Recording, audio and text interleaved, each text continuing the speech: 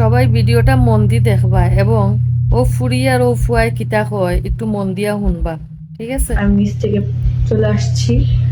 আমি সোমবার দুপুর 2টায় 10 তারিখ নিজের ইচ্ছায় চলে আসছি আমার হাজবেন্ডের সাথে।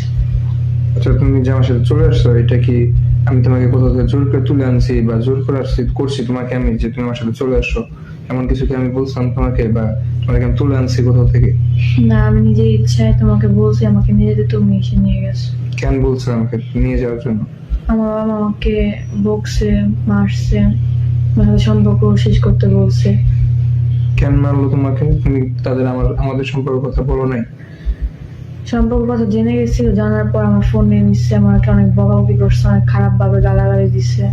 কেন তুমি কি বিয়ের কথা বলছো ওনাদেরকে? হ্যাঁ, আমি আমার আম্মুকে বলছিলাম যে আমি বিয়ে করবো, আম্মু মানে নাই। তারা কি তোমার সাথে খুব খারাপ ব্যবহার করছে? হ্যাঁ, অনেক খারাপ ব্যবহার করছে আমার সাথে।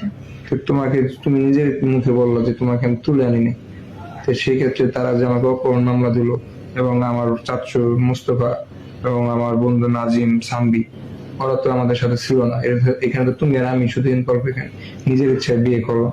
তাদেরকে কেন ফাঁসানো হলো এই জায়গাটার মধ্যে? যেন আমরা তার ভয়, আমরা যেন বাসায় চলে যাই, আমাকে যেন অন্য জায়গায় তারা বিয়ে দিতে পারে।